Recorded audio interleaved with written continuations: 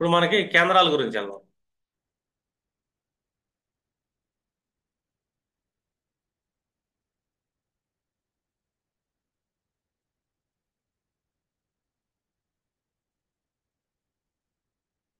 ఇప్పుడు మనకి ఇది ఫస్ట్ హౌస్ అనుకుందాం. ఇది ఫస్ట్ హౌస్.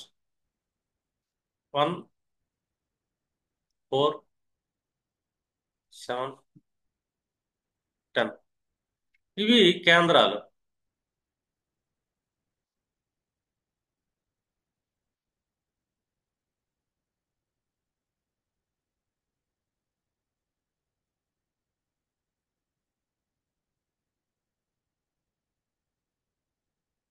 ఈ కేంద్రాల గురించి మనం తీసుకున్నాం అనుకోండి, ఇవి స్ట్రాంగ్ పిల్లర్స్ అని చెప్పొచ్చు మనం. దీని మీదచే మొత్తం జాతక చక్రం నిలబడి ఉంటుంది. ఒకటి, ఒక మనిషి యొక్క వ్యక్తిత్వం ఎలా ఉంది ఏంటి, అర్థమైందా? రెండు, మానసికంగా అతనికి ఎలాంటి ఆలోచనలు వస్తుంది. రెండు, కర్మలో అతను ఎలాంటి ఆలోచనలు వస్తుంది. తను రిలేషన్ సంబంధ బాంధవ్యాలు అతని యొక్క స్థితి ఎలా ఉంది, ఇవన్నీ స్థిరాలు. కేంద్రాలు ఎప్పుడు స్థిరాలే మనకి. ఈ కేంద్రాల్లో మన ప్రారంభం కూడా ఉంటుంది. అర్థమైందా? ఒక రకం చెప్పాలంటే ఈ కేంద్రాల్లో ఉన్న కొన్ని స్థిరమైన ఆలోచనలు, స్థిరమైన గ్రహాలు పడ్డప్పుడు మన మనిషిలో భౌతికంగా చూసుకుంటే గనక సామాజికంగా ఎదుగుదల కనబడుతుంది. అది, ఇవి కేంద్రాలు అంటాం మనం. ఇంకా రెండో సెక్టార్ కేంద్రం వచ్చి 2, 5, 8, 11. దీన్ని పణపరం అంటాం.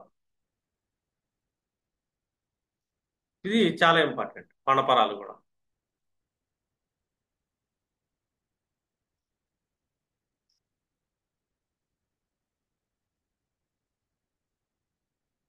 ఈ పణపరాలు ఏం చేస్తుంది ఒకళ్ళ జాతకం? మనకు మామూలుగా జ్యోతిష్యంలో ఏం చెప్తామంటే, ఈ కేంద్రాలని యవ్వనం వరకు తీసుకుంటాం. ఆ తర్వాత మధ్య వయసు మొత్తం పణపరాలు తీసుకుంటాం. రెండోది అపోక్లేమాలని మన వృద్ధాప్యం తీసుకుంటాం.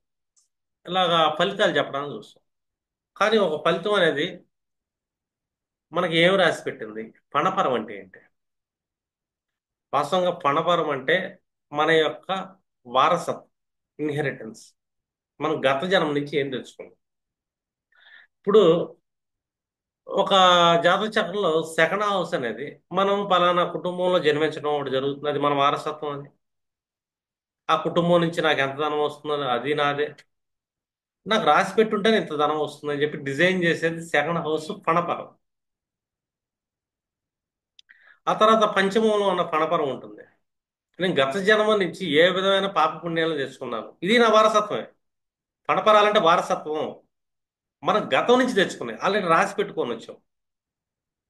పంచమం పణపరాలు. ఇంకా అష్టం భావం కూడా అంతే. ఇక్కడ గత జన్మ నుంచి మనం ఏ సిద్ధి చేసాం, ఏ సాధన చేసాం, ఏం తెచ్చుకున్నాం. అలాగే ఈ వంశంలో ఈ డిఎన్ఏ నుంచి మనకి ఏ విధమైన వారసత్వం వచ్చింది జ్ఞానపరంగా. అర్థం? భౌతికంగా చూసుకుంటే ఆస్తులు లెక్కేసుకుంటారు. భౌతిక ఆస్తులు చూడాలంటే అష్టమ భావన కంటే కూడా మనం ద్వితీయ భావన, ఆ కుటుంబం నుంచి మనకు ఎలాంటి ఆస్తులు వస్తున్నాయో ఒకటి చూడొచ్చు. రెండు, 11వ భావం పణపరమే. మనకి ఎంత లాభం రావాలి, ఎంత తినాలి, ఇవన్నీ ఏంటంటే ఆల్రెడీ డిజైన్డ్, రాసి పెట్టి ఉండే మన ప్రారంభంలో, మన కర్మల ద్వారా అవి రాసి పెట్టి ఉంటాయి. వీటిని ఫణపరాలు అంటాం. అర్థమైందా? ఈ ఫణపరాలు ఏం చేస్తున్నాయి మనకేంటంటే ఈ లైఫ్లో మనం సస్టైన్ అవడానికి ఉపయోగపడుతుంది. మనం బతకాలి కదా, నాకు తిండి రావాలి, నేను సస్టైన్ అవ్వాలి. నా జ్ఞానం రావాలి, సస్టైన్ అవ్వాలి. అర్థమైందా? నేను ఒక సిద్ధిని సాధన పొందాలి. ఆ, కొన్ని రకాల భోగాలు కావాలి, సస్టైన్ అవ్వాలి. నాకు లాభాలు కావాలి, స్నేహితులు కావాలి, సస్టైన్ అవ్వాలి. ఇదంతా ఏంటంటే ఒక సస్టైన్ హౌస్. ఈ సస్టైన్ అనేది ఆల్రెడీ మన యొక్క ఇన్హెరిటెన్స్, మన యొక్క వారసత్వం. అది మనం తెచ్చుకున్నాము అని. ఇది ఫలపరం అంటాం. మూడు వచ్చేసరికి 3, 6, 9, 12. వీటిని అపోక్లేమాలు అంట.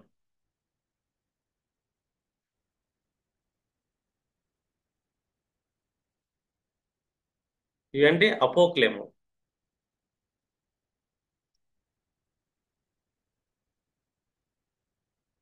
అపోక్లేమం అంటే డౌన్ ఫాలో ఇంకా క్షీణత అని. అంటే మనం ఎక్కడెక్కడ డౌన్ ఫాలో అయ్యే అవకాశాలు ఉంటాయి. ఎందుకు పడిపోతున్నాం, జీవితంలో ఎందుకు డౌన్ అవుతున్నాం, ఇవి అపోక్లేమాలు డిజైన్ చేస్తాయి. ఇది వృద్ధాప్యం. ఇది ఆగామి కర్మల యొక్క ఫలితాన్ని ఈ జన్మలోనే అనుభవించేటట్టు చేసేదే అపోక్లేమం. అదేనా? అపోక్లేమం ఏం చేస్తుంది? ఈ జన్మలో మనం గతంలో ఒక వారం క్రితం ఏదైనా పని చేసాము, దాని యొక్క ఫలితాన్ని, చెడు ఫలితాన్ని మనం అనుభవించాల్సి వస్తుంది అపోక్లేమం. మనం బాగా ఎదిగాం, బండ్లు వాళ్ళు బళ్ళు అవుతాయి అనేది తీసుకెళ్లేది అపోక్లేమం. ఏ మనిషినైనా కంప్లీట్ గా డౌన్ ఫాల్ చేయగలిగింది 3692. అర్థమైనా? అపోక్లేమం అనగానే డౌన్ ఫాల్ అయ్యింది. ఒక డిస్ట్రక్షన్ హౌస్ అంటాం మనం దీన్ని. అంటే డిస్ట్రక్షన్ ఎందుకు జరుగుతుంది? అది చాలా ఇంపార్టెంట్. ఇప్పుడు వీటిని మనం ఎలా చెక్ చేస్తాం?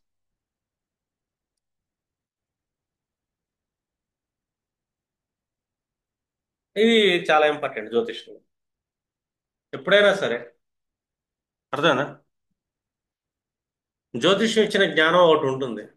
దాని ప్రకారం మనం ఏం చేస్తుంటాం అంటే మన జీవన విధానాన్ని నడిపించుకుంటూ వెళ్ళాలి. ఇంతకుముందు క్లాసులో చెప్పినట్టు, అర్థమైనా, వాటి యొక్క తత్వాలు తెలుసుకొని జీవన విధానం తీసుకుంటాం. రెండు అపోకలేమాలు కానీ పణపురాలు కానీ కేంద్రాలు కానీ, అసలు మనం ఆగామి కర్మల్ని ఏ విధంగా యాక్టివేట్ చేస్తున్నాం? ప్రారంధం ఆల్రెడీ మనం పుట్టేసాం, మనం దాన్ని ఆపలేం మనం. ఎందుకంటే మానవ జన్మ వచ్చింది, నాది ఒక ప్రారంధం. ఒక్క జన్మ పంది జన్మ అయితే రాలేదు నాకు. మంచి చేసి ఉండాలి. ఈ జన్మ నాకు సార్థకత పొందడానికి దేవుడు నన్ను మనిషిగా పుట్టించాడు, రూల్ 1. అర్థం, ఆ జ్ఞానంతో పుట్టా. కాకపోతే నా పుర్రె గట్టి పడటం వల్ల నాకు మాయ కమ్మి చీకట్లోకి వెళ్ళిపోయాను.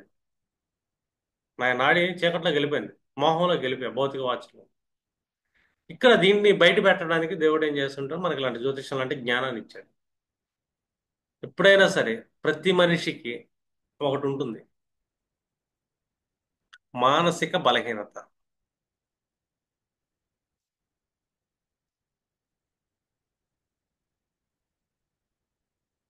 2, దుష్ప్రవర్తన.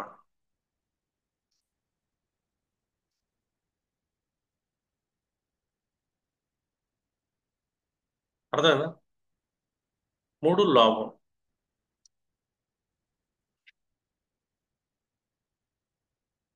ఇంకా ఈ అరిషడ్ వర్గాలు ఉంటాయి ఇక్కడ. ఒకటి, దుష్ప్రవర్తన. కొంతమందికి దుష్ప్రవర్తన లేదు, మంచివాళ్ళుగానే ఉంటారు సమాజంలో, కానీ అతను ఆగామి కర్మలను అనుభవిస్తున్నాడుగా. లోభం, అరిషడ్ వర్గాలు, ఇవన్నీ ఎక్కడి నుంచి వస్తున్నాయి?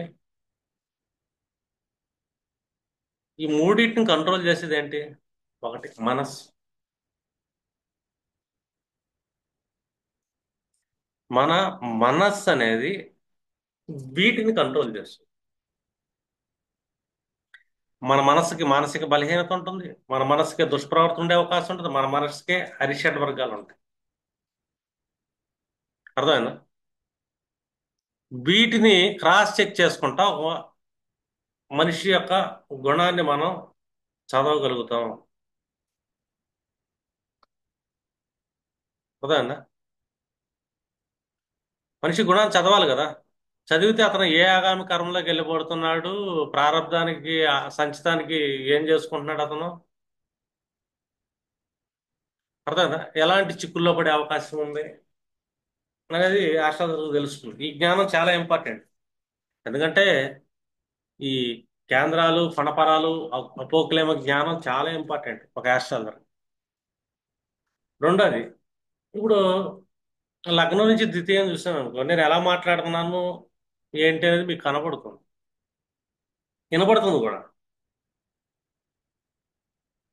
నేను చెప్పే మాట అది నిజం కాకపోవచ్చు, నిజం అవ్వచ్చు, గ్యారెంటీ లేదు. నేను చెప్పే మాట ఏదైనా సరే నిజం కాకపోవచ్చు. ఏ మనిషి అయినా సరే తను మాట్లాడేది నిజం అవ్వాలని గ్యారెంటీ లేదు. కానీ ప్రతి మనిషి మనసులో మాట్లాడే మానసిక మాట మాత్రమే నిజం ఉంటుంది. ఆ మానసిక మాటను మనం ఇక్కడ దీంట్లో చూడాలి. మానసిక మాటను మనం చూడగలుగుతాం, ఈజీగా చూడగలుగుతాం. ఇప్పుడు మనం మనస్సు అనగానే మనస్సుకి ఒకటి తీసుకొచ్చాను. లాస్ట్ క్లాసెస్ లో చెప్పాను. ఆరుడ లగ్నం.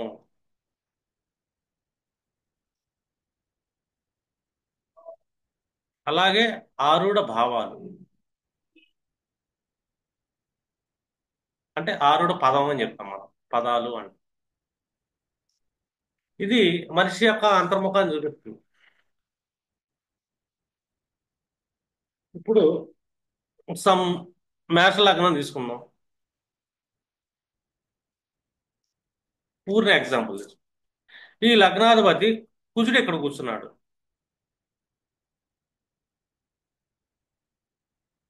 కుజుడు ఇక్కడ కూర్చున్నాడు కదా. ఇప్పుడు మనకి ఇక్కడి నుంచి పంచమం అయితే ఇక్కడి నుంచి పంచమం ఆరుడ లగ్నం ఏమవుతుంది, మనకి ధనుస్సు అవుతుంది. ధనుసు ఆరుడ లగ్నం అవుతుంది. ఇప్పుడు ఒక మనిషి మానసిక బలహీనత ఎక్కడ ఉంది? మానసిక బలహీనత అతను ఏదో ఒకటి డిస్ట్రక్షన్ హౌస్ ఏముంది ఆరుడ లగ్నం నుంచి చెప్పకలేము. మానసిక అపోకలేమో ఇక్కడ ఇది ఒకటి వచ్చింది. అర్థమైందా? ఆరుడ లగ్నం నుంచి నేను తీసుకున్నాను. ఇది ఒక అపోకలేమంగా మారింది. ఇది ఒక అపోకలేమంగా మారింది. ఇది ఒక అపోకలేమంగా మారింది. ఇది అపోకలేమంగా మారింది. ఒకళ్ళ జాతకంలో ఎట్లా ఉంది, ఇన్ కేసు ఆస్ట్రాలజర్ జాతకంలో ఉందనుకో. ఈ ఆస్ట్రాలజర్కి సెకండ్ హౌస్ అపోకలేమో మాట్లాడిందిగా. అతని బలహీనత ఏంటి? మాట్లాడతాం. మాట్లాడకుండా ఉండలేడు. అర్థమైందా? పంచమం కూడా అపోకలేమమైందిగా. అష్టమం అపోకలేమమైందిగా. ఏం మాట్లాడతాడు? అవతల వాళ్ళకి ఆ రహస్యం ఉంది, ఈ రహస్యం ఉంది, ఈ గాసిప్స్ ఆ గాసిప్స్ ఏదో ఒకటి చెప్తుంటాడు. 11th హౌస్ తన గురించి గొప్పలు చెప్పుకోవచ్చు. నేను అంత చేశాను, అంత చేశాను. ఇతని వీక్నెస్ మానసిక బలహీనత. తను ఏం చేద్దాం అనుకున్నా అవతలకి చెప్పకుండా ఉండలేడు. ఇది చేద్దాం అనుకుంటాను, అంత చేద్దాం అనుకుంటాను, ఇంత చేద్దాం, ఏదో ఒక మానసిక బలహీనత ఇతని. దుష్ప్రవర్తన ఏమి లేదు. లోపాలు గేపాలు మనం పట్టాం. జస్ట్ మానసిక బలహీనత ఉంది, మాట్లాడతాం. ఊళ్ళో కబుర్లు చెప్పుకుంటాం ఇష్టం ఆయనకి. అర్థమైంది? టీవీ సీరియల్లో కబుర్లు చెప్పుకుంటారు. ఇద్దరు ముగ్గురు మనుషులు మాట్లాడుతూ మూడో వ్యక్తి గురించి మాట్లాడతాం. ఇతను ఒక వీక్నెస్ అది. మానసిక బలహీనత. ఈ మానసిక బలహీనత యాక్టివేట్ చేశాడు. అర్థమేనా? ఇది దెబ్బతింటుంది. 11th సోషల్ సర్కిల్ దెబ్బతింటుంది. కుటుంబంలో ఆర్థిక ఇబ్బందులు వస్తాయి. తన బుద్ధి డిస్ట్రక్షన్లోకి వెళ్ళిపోయిందిగా. తెలివి పనిచేయదు. ఎందుకంటే తెలివి గలవాడు, బుద్ధి బాగా పనిచేసినవాడు ఏం పని చేద్దాం ఏంటని మాట్లాడు, దాని గురించి స్ట్రక్చర్లో వెళ్తుంటాడు. గొప్పలు చెప్పుకోడు. బుద్ధి పని చేయకపోతే అలాంటి పనులు చేస్తాడు. మానసిక బలహీనత. అష్టము అష్టాదర్శ ఉంటారు. ఇన్హెరిటెన్స్ ఉంటుంది. వాళ్ళ గురించి ఏదో చెప్పుకుంటూ ఉంటుంది. ఈ పబ్లిక్ మనీ రావటం ఇవన్నీ దెబ్బతింటుంది. ఏమేమి దెబ్బతింది అతనికి? ఆరుడ లగ్నాధిపతి, జన్మ లగ్నాధిపతి పంచమంలో పడితే. అర్థమైందా? ఆరుడ లగ్నం ఇక్కడ పడితే అతనికి జస్ట్ దుష్ప్రవర్తన చెప్పాల. జస్ట్ మానసిక బలహీనత వల్ల తన పణపరాన్ని కోల్పోయాడు. చూడండి, ఎంతమంది జాతకంలో లేదు సరే. లగ్నాధిపతి పంచమంలో కూర్చుంటే ఆరుడ లగ్నం నవమం అయింది కాబట్టి వాళ్ళ కుటుంబంలో సమస్యలు ఉంటాయి. అతని ఎడ్యుకేషన్లో సమస్యలు వచ్చే అవకాశం ఉంటుంది. అతని జ్ఞానం తెలివితేటలు సెల్ఫ్ లెర్నింగ్ లో సమస్యలు ఉంటాయి. అతని అష్టము లీనేజ్ ఏదైతే ఉంటుందో వాళ్ళ దగ్గర నుంచి అక్కడ ప్రాబ్లం ఉంటుంది. సోషల్ సర్కిల్లో ప్రాబ్లం ఉంటుంది. వచ్చే లాభాలను కాళ్ళు తనుకోవటం, లాభాల్లో మళ్ళీ నష్టం జరగటం ఇవన్నీ జరుగుతాయి. జస్ట్ ఈ మానసిక బలహీనత వల్ల జరుగుతాయి. ఇప్పుడు ఇలాంటి క్యాండిడేట్ దగ్గర జ్యోతిష్యులు ఇతని దగ్గర గౌరవాన్ని ఎక్స్పెక్ట్ చేయకూడదు. జ్యోతిష్యుల్ని వ్యతిరేకించే అవకాశం ఉంది. జ్యోతిష్యుల్ని ఛాలెంజ్ చేసే వాళ్ళు ఉంటారు ఇలాంటి వాళ్ళు. నీకు అది తెలిసి ఇది చేయొచ్చుగా, అది చేయొచ్చుగా అని చెప్పి. ఎందుకంటే బుద్ధిహీనం జరిగినప్పుడు అతి తెలివితేటలు మొదలు. అర్థమైందా? రెండో హౌస్ డిస్ట్రక్షన్లోకి వెళ్ళిపోయింది అపోకలేమో. అంటే అతను మాటలో ఏం మాట్లాడతాడో తెలియదు. తన గురించి వచ్చేది గొప్పగా చెప్పుకుంటాడు, అవతల వాడి గురించి వచ్చేదానికి నీరసంగా మాట్లాడవచ్చు. ఏలెత్తి చూపించవచ్చు. ఇది నిజం. అపోకలే ఆరుడాల నుంచి బయటికి మళ్ళీ వేరే మనం చెప్పాం కాదు, అట్టా కాదు ఎట్టా కాదు అంటారు. ఎందుకంటే మనిషి కదా మాట్లాడేది అట్ట.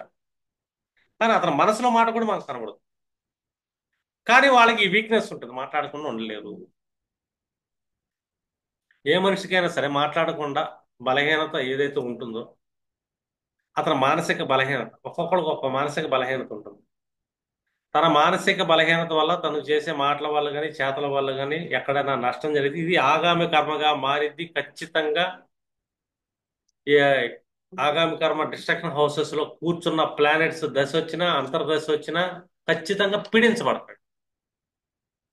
మానసికంగా పీడించబడతాడు, భౌతికంగానూ పీడించబడతా ఉంటాడు, నానా రకాల ఇబ్బందులు పడతాడు. వీటిల్లోకి శని వచ్చాడు ఇన్ కేసు, ఈ అదే అపోక్లేమాల్లో శని టర్న్ అవుతున్నాడు. ఇతను మానసికంగా చేసిన కర్మల వల్ల ఇదే శని అతని పీరియడ్ లో గోచారంలో నడుస్తున్న సేపు అపోక్లేం భావాల్లో అతన్ని కష్టపెడతాడు. ఎందుకంటే అతను కష్టపెట్టాలి, శని ఫలితం ఇవ్వాలి కదా. ఎప్పుడు ఇస్తాడంటే ఈ ఆరుడో లగ్నం నుంచి థర్డ్ హౌస్, థర్డ్ అపోక్లేం. ఇక్కడ అపోక్లేం ఏం మారింది?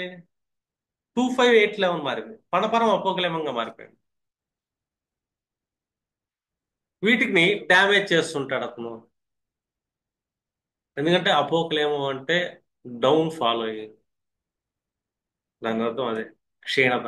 అప్పుడు దాకా ఎంత గొప్ప అయినా సరే రాజు రైతు అవుతాడు, రైతు రాజు అవ్వచ్చు తర్వాత, రాజేష్ రైతు అవుతాడు. ఎందుకు అవుతున్నాడు అంటే తను చేశాడు ఒక ఆగామి కర్మ.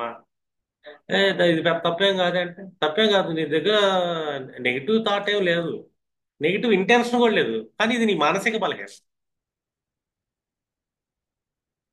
అర్థమైందా? లేదు, తను లోపంగా ప్రవర్తించాడు, తన మాటల్లో లోపాన్ని చూపించాడు. అతను ఆరుడో లగ్నం నుంచి ఆ హౌసెస్ దెబ్బతింటాయి, ఖచ్చితంగా దెబ్బతింటాయి. ఎందుకంటే అది ఆవగామి కర్మ ప్రారంధంగా మారింది, సంచితానికి బలం పెరిగింది. అతని చేత ఈ కర్మ చేపించకుండా ఉండాలంటే ఆస్ట్రాలజర్ అతనికి సెక్టార్స్ మీద జ్ఞానాన్ని ఇవ్వాలి. అతను ఆ సెక్టార్స్ లో మారాలి. అర్థందా? 11th హౌస్ అనల్ని నెగిటివ్ కర్మకు, సెకండ్ కుటుంబంతో విధేయత్వం పెట్టుకో, పంచము తెలుగుని సద్బుద్ధి వినియోగించి, అష్టము అష్టాదర్శ జోలికి వెళ్ళమాకని చెప్తాను నేనైతే. అర్థమైందా? ఖచ్చితంగా పీడించబడతారు అష్టమం నుంచి. అత్తగారి కుటుంబం జోలికి వెళ్ళమాకు, వాళ్ళని ఏమనమాకు. వాళ్ళ జోలికి వెళ్ళావా నువ్వు లైఫ్ లాక్ అయిపో. అర్థమైందా? స్నేహితుల జోలికి అన్న జోలికి వెళ్ళావా నీకు వచ్చే లాభాలు లాక్ అయిపో. కుటుంబాన్ని ఎవరన్నా వాక్ రూపంలో నీకు ఫైనాన్షియల్ డౌన్, సంతానం మీద ఇది చూపించా నీకు అది దెబ్బతింది. అంటే నీ మానసిక బలహీనత ఎక్కడ ఎలా ఉంది, అక్కడికి ఆరుడ లగ్నాత్ థర్డ్ హౌస్ డ్యామేజ్. ఇట్లా మనకు ప్రతిభావం ఉంటుంది, ప్రతిభావానికి సంబంధించిన ఒక బలహీనత ఉంటుంది. ఆరుడు పదాలు ఆల్రెడీ క్లాస్ చెప్పాను గతంలో. ప్రతి పదాన్ని తీసుకొని అక్కడి నుంచి అపోకలేమని తీసుకొని ఏ ఏ సెక్టార్లో మనం ఆ భావానికి సంబంధించిన అలైన్మెంట్స్ చెయ్యకుండా ఉండాలి. చేస్తే డ్యామేజ్ అయిపోతాం మనం. అలాగే దుష్ప్రవర్తన ఎక్కడెక్కడ చూపించకూడదు మనం. ఇక్కడ పడింది, దుష్ప్రవర్తన ఎక్కడెక్కడ చూపిస్తున్నాం మనం? 11th లో చూపిస్తున్నాం, సెకండ్ లో చూపిస్తున్నాం, పంచమంలో అష్టమంలో దుష్ప్రవర్తన చూపిస్తున్నాం. డ్యామేజ్ అవుతావు. ఎప్పుడు అవుతావు అంటే ఎవరు పడితే వాళ్ళు, ఎవరు ఫలితాన్ని శని మాత్రమే ఇస్తాడు. గోచార శని వాళ్ళ జాతకంలో 12 భావాలకి అపోక్లేమాలు ఏర్పడే అవకాశం ఉంటుంది, ఒక్కొక్క ఆరుడు పదాన్ని నుంచి. ఇక్కడ మనిషి మానసిక బలహీనుడు అవుతాడు, అటాచ్మెంట్ ఉంటుంది సైకలాజికల్. ఇక్కడ మానసిక బలాన్ని పెంచుకోవాలి, సత్ప్రవర్తన పెంచుకోవాలి, లోపాన్ని వదిలేయాలి, అరిషడ్ వర్గాలను వదిలేయాలి. అంటే వీటిని వదలడం అంటే ఎలా వదలగలుగుతాం మనం మళ్ళీ అంటే, మనకి ఇంతకు ముందు చెప్పిన క్లాసు జ్యోతిష జ్ఞానం కావాలి మనకు. రెమెడీలు కాదు, భౌతిక పరిహారాలు కాదు, అంతర్ముఖంగా మనం దాని యొక్క సోల్ పట్టుకొని మనం ట్రాన్స్ఫర్మేషన్ తీసుకోవాలి, పరివర్తన.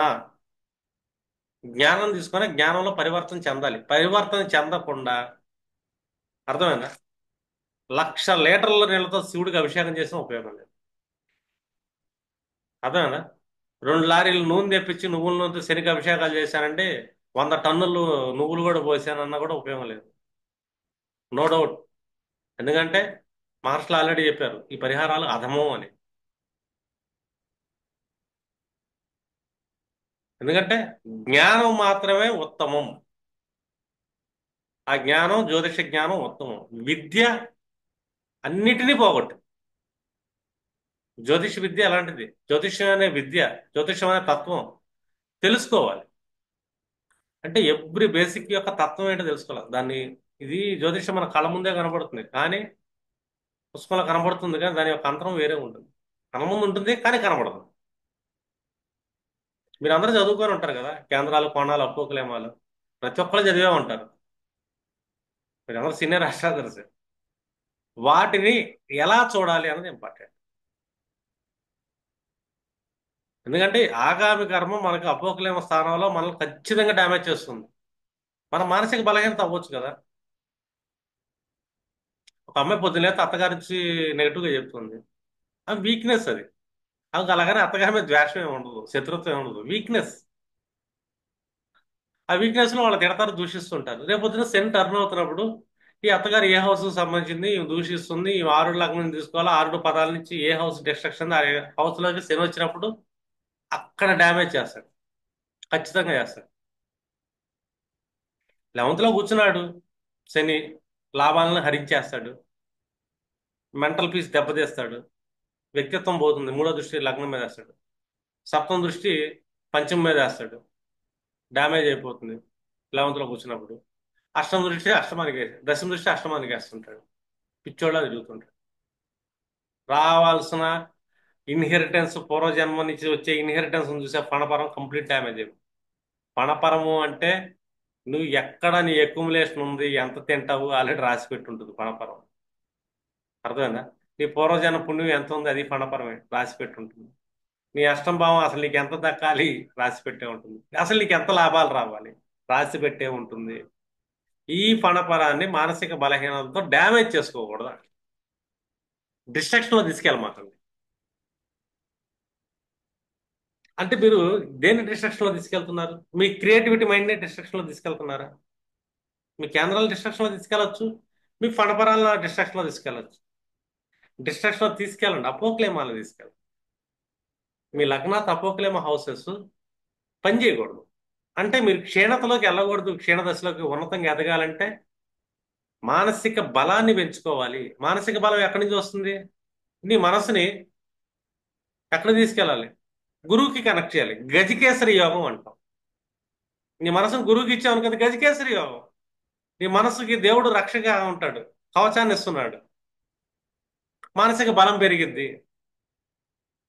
మానసిక బలం పెరిగిద్ది, ఖచ్చితంగా పెరిగిద్ది. గురువు ఇస్తాడు. గురుచంద్రుల కాలకి గజకేసరి యోగమే ఇచ్చారు మన జ్యోతిష్యంలో. గురుడు ఉచ్చ స్థితిలోనే ఉంటాడు. ఎక్కడ? 4th హౌస్ లో.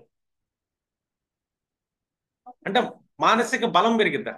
మానసిక బలం పెరిగిన వాళ్ళకి దుష్ప్రవర్తన ఉండదు. ఒకళ్ళకి ఏదో చేద్దాము అని లోభ గుణాలు ఉండవు, అరిషట్ వర్గాలు ఉండవు, కాకి లెక్కలు ఉండవు కదా. ఎందుకంటే అది చాలా ఇంపార్టెంట్ అది.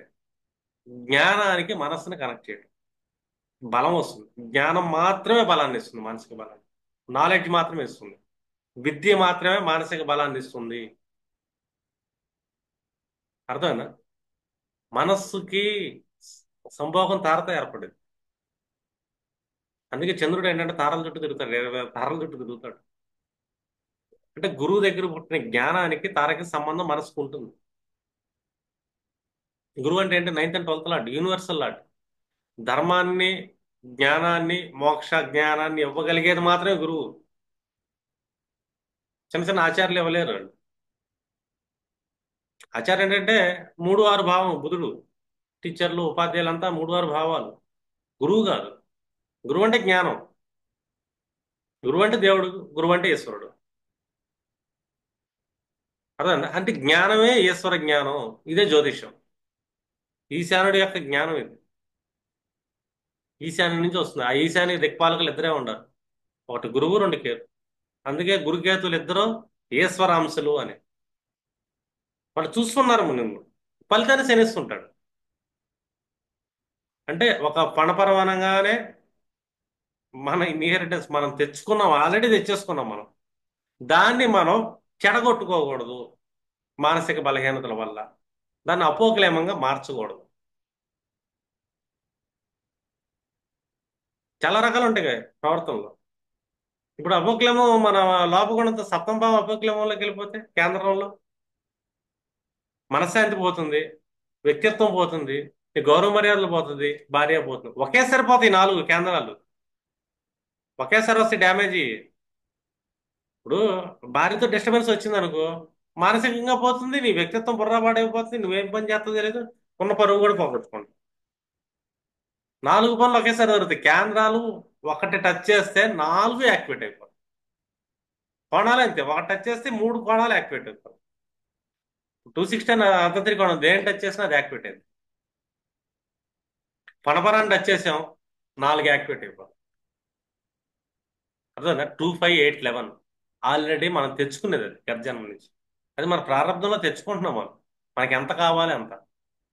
ఆ అంతరం కూడా మనం నాశనం చేసుకోకూడదు మన మానసిక బలహీనత వల్ల. అలాగే మానసిక బలహీనతలు చూడాలంటే అందుకే పరాశర మహర్షి ఆరుడాల గురించి స్పష్టంగా చెప్పి వదిలేశాడు. మనకి చాలా ఉండే బేసిక్స్, పాతికాది గ్రహాలు, మన ఇవన్నీ ఏంటంటే మన ప్రారంధాలు ఎలా ఉన్నాయి, ఏ ఏ పాపకర్మలు చేసి వచ్చాం మనం. కానీ మన ప్రారంభం బాగుండబట్టి మనిషి జన్మ ఎత్తాము. మనిషి జన్మలో మనకు జ్ఞానం ఉంటుంది. ఈ జ్ఞానంతో మనం నిష్కామ్య కర్మలు చేసుకుంటా. నిష్కామ్య కర్మలు చేయాలంటే ఆల్మోస్ట్ మనం మానసిక బలహీనత వదిలేయాలి, బలాన్ని పెంచుకోవాలి. జస్ట్ మన బాడీ కర్మ చేస్తుంటుంది అది. మనసుని దేవుడికి ఇచ్చేస్తాం. అంటే గజకేసరి యోగం అవుతుంది మనకి. మనసుని అక్కడ ఇచ్చేస్తాం మనం. అర్థం, మానసిక బలాన్ని పెంచుకుంటాం కదా. ఇదంతా మీరు ఎక్కడ చూడాలంటే ఆరుడాలని చూడాలి. ఆరుడు లగ్నం ద్వితీయం ఎలా పడుతుంది, ఆరుడు ద్వితీయాధిపతి ఎక్కడ పడ్డాడు, ఆ ద్వితీయాధిపతి ఎక్కడ డిస్ట్రక్షన్ హౌసెస్ ఉన్నాయి, ఇతను ఇన్నర్ వాయిస్ ఏంటి, అవుటర్ వాయిస్ ఏంటి, లగ్నాలు చెక్ చేస్తాం, రెండు చెక్ చేస్తాం. అవుటర్ వాయిస్ లో ఏం చేస్తున్నాడు, ఇతను లోపల ఇన్నర్ వాయిస్ ఏంటి. ఒక చార్ట్ మన దగ్గర పడింది అనుకో, దాయటానికి ఏం ఉండకూడదు వాళ్ళ దగ్గర, ఏం ఉండదు కూడా. ఒక ఆస్ట్రాలజర్తో మాట్లాడేటప్పుడు, ఒక ఆస్ట్రాలజర్ ఒక పృచ్చకుడితో మాట్లాడేటప్పుడు, ఒక క్లయింట్తో, అతని మాటల్లోంచి వచ్చే పదాలు అతని మానసిక బలహీనతను తెలియజేస్తున్నప్పుడు, ఆ మానసిక బలహీనత, ఆ పదాలు ఏ భావానికి కనెక్ట్ అయి ఉండే, ఆ భావాన్ని అతను డిస్ట్రాక్షన్ చేయటం వల్ల ఆ భావం అనేది ఈ ఆరుడు పదాలని చూసుకుంటే ఏ ఏమైనాయి, లగ్న చాట్లో చూసుకుంటే ఏమైనాయి, ఆ ఒక్క దాని వల్ల ఈ కేంద్రం మొత్తం దెబ్బతింటుంది. కేంద్రం మొత్తం దెబ్బతింటుంది, నో డౌట్, అది క్లియర్ కట్. ఇక్కడ మనం వాళ్ళకి ట్రాన్స్ఫర్మేషన్ ఇవ్వాలి. ఖచ్చితంగా ఇవ్వాలి ట్రాన్స్ఫర్మేషన్. అర్థమైందా? అంటే జ్యోతిషం వివాహ వ్యవస్థలు మనకి ఎంత క్లాస్లో ఎలా మాట్లాడుకున్నాం, ఏ ఏ నియమాలు ఉండాలి, కుజుడికి వచ్చేసరికి తత్వాలు ఎలా ఉండాలి, శని తత్వాలు ఎలా ఉండాలి, ఇలాగ చాలా క్లాసెస్ ఉన్నాయి మనకి. ఇది మీరేంటంటే వాళ్ళ యొక్క ఆగామి కర్మలను ఆపటానికి వాళ్ళ అలైన్మెంట్ చెప్తారు మీరు. రెండు, వాళ్ళు లీనేజ్ ఎక్కడెక్కడి నుంచి తెచ్చుకున్నారు, అర్థమైందా, అవి చూస్తారు. వాటిని దెబ్బతీసే విధంగా అపోక్లేమం పడిందా అని చూడాలి. అర్థం కాదు. వాళ్ళు వారసత్వాన్ని దెబ్బతీసుకుంటారా అండి. ఇప్పుడు అష్టంభావాలు వారసత్వం అంటే గిల్డింగ్లే కాదు ఇక్కడ. వారసత్వ జ్ఞానం కూడా ఉంటుంది, వారసత్వ పుణ్యం కూడా ఉంటుంది అష్టంభావంలో. అది డ్యామేజ్ ఏం చేసుకుంటున్నారా అని చూడాలి కదా.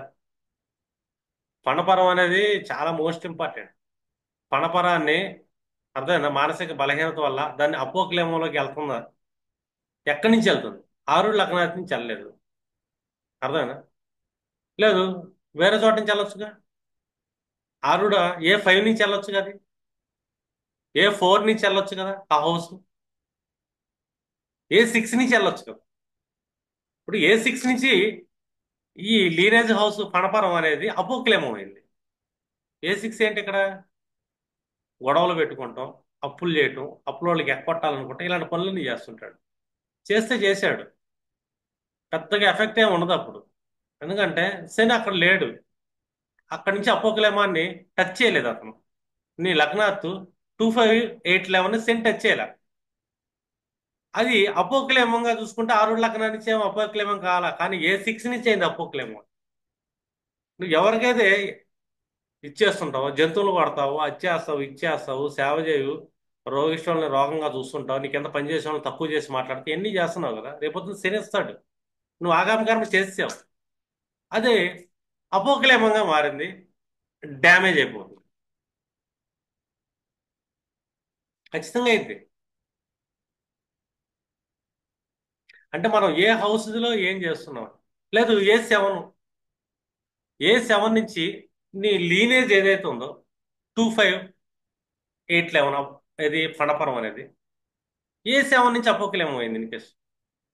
ఏ సెవెన్ నుంచి డిస్ట్రక్షన్ హౌస్లోకి వెళ్ళిపోయింది.